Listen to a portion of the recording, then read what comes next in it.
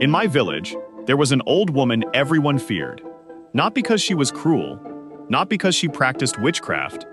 People feared her because she always knew who would die next. And she was never wrong. The most terrifying part wasn't that she predicted death. It was that she claimed she could see something standing behind people days before they died. I laughed the first time I heard the story. I thought it was just another village legend told to frighten children. I stopped laughing the day she sent a letter to me. My name is Daniel, and when I was 14, my parents sent me to spend the summer with my grandparents in a remote village, hidden between thick forests and rolling hills. It was peaceful, almost frozen in time. Old wooden houses lined narrow dirt roads, and every evening, a blanket of fog drifted through the streets until the entire village disappeared beneath it. My grandparents welcomed me warmly, but I noticed something strange during my first week. Whenever the name Agnes was mentioned, conversations stopped. Smiles vanished. People lowered their voices and glanced toward the windows as though someone might be listening. One evening, I finally asked, "Who is Agnes?" My grandmother slowly set down her spoon. My grandfather stared silently into the fireplace before answering. "She's the woman who sees them." "Sees who?" I asked. He hesitated before whispering, "The ones who come before death." He explained that years earlier, Agnes had lived an ordinary life with her husband and young daughter. Then, one cold autumn night, her daughter disappeared without leaving a single clue. The villagers searched for weeks, but she was never found. Days after the disappearance, Agnes claimed she had begun seeing tall black figures standing silently behind certain people. Whenever she saw one of those figures, the person died within days. At first, everyone laughed at her. Then the deaths began. Every prediction came true. Over time, the villagers stopped mocking her and started fearing her instead. The next afternoon, curiosity led me to her house on the edge of the village. The place looked abandoned.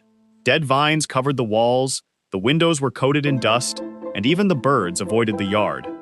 As I stepped through the rusted gate, the front door slowly opened by itself. An old woman stood in the doorway.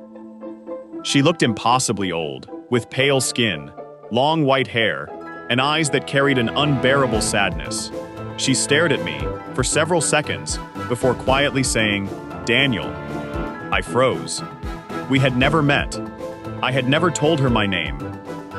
Before I could ask how she knew me, her expression changed. Her smile disappeared. She looked past me toward the road, her eyes filling with fear. "Go home," she whispered. "What?" "Go home now." "Why?" She grabbed my wrist with surprising strength. "Because something followed you here." I spun around. The road behind me was empty. When I looked back, the door had already closed. That night, I couldn't sleep. Just after midnight, I heard something scratching across my bedroom window. Slowly, patiently, like long fingernails sliding across the glass. The scratching stopped. Then came 3 slow taps. Tap, tap, tap. A voice whispered my name from outside. "Daniel." I buried myself beneath the blanket until sunrise. The following morning, the village awoke to terrible news. A farmer named Peter had been found dead beside the river. There were no injuries on his body, only an expression of unimaginable terror frozen on his face. The villagers whispered that Agnes had warned him the previous evening not to leave his house. He had laughed. Now he was dead. That same afternoon, my grandparents received a letter addressed to me. Inside was only one sentence: "I would like to see you tomorrow." Signed, Agnes.